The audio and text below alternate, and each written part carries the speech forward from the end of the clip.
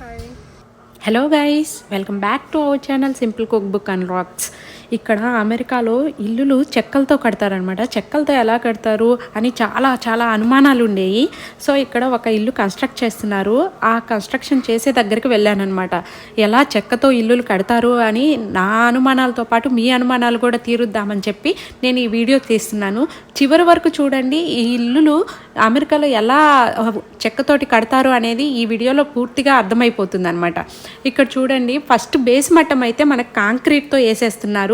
స్ట్రాంగ్గా ఉండడానికి బేస్ మట్టం స్ట్రాంగ్గా ఉంటే ఇల్లులు స్ట్రాంగ్గా ఉంటాయి కదా. సో బేస్ మట్టం అయితే కాంక్రీట్తో వేసేసారు. తర్వాత అయితే గోడలన్నీ చెక్కలతోనే కట్టున్నారు. ఫస్ట్ ఇవి మూలల్లో గోడలు అనమాట. ఇవి స్లాబ్ వేయడానికి అక్కడక్కడ వేస్తూ ఉంటారు కదా, ఆ గోడలు. ఇది మనకి ఇంటికి లోపలికి వెళ్ళే తలుపు. ఇలా గ్రౌండ్ ఫ్లోర్లో ఎక్కడెక్కడ ఏ రూమ్లో ఉండాలో అక్కడంతా డిజైన్ చేసేసారనమాట ఆ చెక్కలతోటి. మనకైతే ఏంటంటే గోడలు కట్టేస్తారు కదా, అలా ఇక్కడ చెక్కలతోటి ఒక డిజైన్ లాగా చేసేసారనమాట గ్రౌండ్ ఫ్లోర్. మన ఇండియాలో ఏమైతే స్లాబ్కి వేసేక ముందు చుట్టుపక్కల గోడలు కడతారు కదా, అది కాంక్రీట్ గోడలు అనమాట. ఇక్కడ చెక్క గోడలు కట్టేశారు. మనకి సిమెంటు, ఇటుక అవన్నీ యూస్ చేస్తారు. బట్ ఇక్కడ అవేమి యూస్ చేయట్లేదు. జస్ట్ నార్మల్గా అంటించేసేసారనమాట ఆ చెక్కల్ని. ఇది ఈ మట్టి ఏంటంటే మనకి బేస్ మంటం తీసేటప్పుడు ఆ గుంతలు తవ్వుతారు కదా, అది మొత్తం పక్కన పడేసి సిమెంటు అవన్నీ వేసేసారు బేస్ మట్టానికి. ఇప్పుడు నేను వేరే ఇంటికి వెళ్తున్నాను. అక్కడ మీకు స్లాబ్ ఎలా చేశారు అనేది నేను చూపిస్తానమాట. మన ఇండియాలో స్లాబ్ వేసేటప్పుడు ఒక పెద్ద పండగలాగా చేసేస్తారు కదా, ఓ స్లాబ్ పడిపోయింది నెక్స్ట్ ఫ్లోర్ కడుతున్నారు అని చెప్పి. ఇక్కడ కూడా యాక్చువల్గా అక్కడంతా సిమెంటు, కంకర, ఇసుక అవన్నీ వేసి స్లాబ్ అనేది చాలా స్ట్రాంగ్గా కట్టేస్తారు.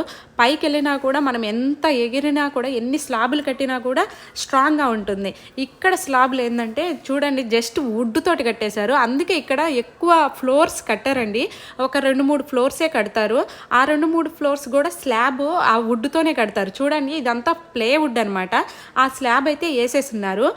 అది చూస్తుంటే ఆ వుడ్ ఒక ప్లేవుడ్ అనమాట. అది డిఫరెంట్ టైప్ ఆఫ్ వుడ్ అనమాట. అది యూస్ చేశారు స్లాబ్కి. మళ్ళీ గోడలకు మాత్రం డిఫరెంట్ వుడ్ యూస్ చేశారు. ఇది నేను ఫస్ట్ ఫ్లోర్లో మొత్తం చూపించాను కదా. ఇదంతా మొత్తము ఇది ఓపెన్ కిచెన్లు ఇక్కడ ఎక్కువ ఉంటాయి. ఇది ఓపెన్ కిచెన్, ఇటుపక్క హాల్ అనమాట. ఆ పైపులు కనిపిస్తున్నాయి కదా, అది ఒక్కొక్క దానికి కూల్ వాటర్, వేడి వాటర్ అవన్నీ రావడానికి కిచెన్కి కనెక్షన్ ముందే ఇచ్చేసారు, వాటర్ కనెక్షన్. ఇక్కడంతా ఇప్పుడు మనం పైకి వెళ్దాం రండి, ఫస్ట్ ఫ్లోర్కి వెళ్దాం రండి. లోపలే మనకి మెట్లు మొత్తం కట్టేశారు. ఇప్పుడు నేను పైకి వెళ్తున్నాను, పైన కూడా మీకు చూపిస్తాను. ఇక్కడ మ్యాక్సిమం అమెరికాలో గ్రౌండ్ ఫ్లోర్, ఫస్ట్ ఫ్లోరే ఉంటాయండి. ఎక్కడ అపార్ట్మెంటుల్లోనే ఒక 3-4 ఫ్లోర్లు ఉంటాయి. మ్యాక్సిమం ఇండివిజువల్ హౌస్ డూప్లెక్స్ ఇల్లే కట్టుకుంటారనమాట.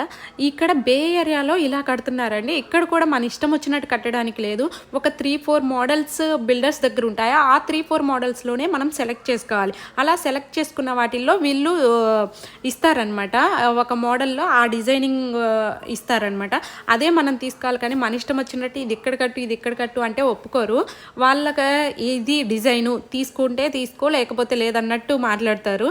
ఆ డిజైనింగ్ మనం ఓకే అంటే 3-4 డిజైన్లో ఓకే అన్న డిజైన్ వాళ్ళు కన్స్ట్రక్ట్ చేసి ఇస్తారనమాట. నేను పైకి వచ్చేసాను, ఫస్ట్ ఫ్లోర్ కూడా స్లాబ్ వేసేసారు పైన. ఇది కూడా మొత్తం ప్లేవుడ్డే. పైన డిఫరెంట్గా పెంకుల్లాగా డిజైన్ చేసేస్తారు. మొత్తం ఇల్లు అయిపోయిన తర్వాత డిఫరెంట్ డిజైన్ చేసేస్తారనమాట. మీకు ఎదురు కనిపిస్తుంది కదా, అలా డిజైన్ చేసేస్తారు. ఇది కన్స్ట్రక్షన్లో ఉంది కాబట్టి జస్ట్ మనకి స్లాబ్ వేసి ఏ పక్కన ఎక్కడెక్కడ ఏ రూమ్స్ డిజైన్ చేయాలా అనేది డిజైన్ చేసేసారనమాట.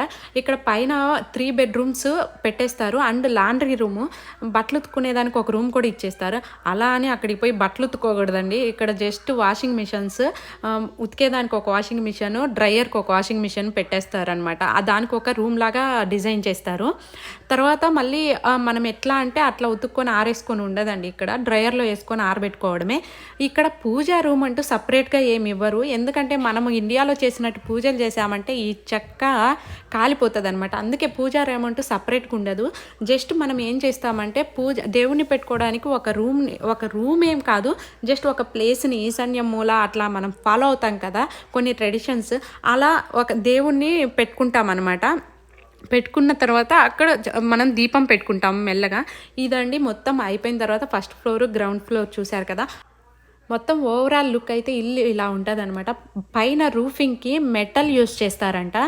మెటల్ కానీ డిఫరెంట్ డిజైన్స్ ఉంటాయా, అవి డిఫరెంట్ మెటీరియల్స్ ఉంటాయి. అవి యూజ్ చేస్తారనమాట. అయితే మొత్తానికి ఇదండి అమెరికాలో ఇలా కడతారనమాట ఇల్లులు.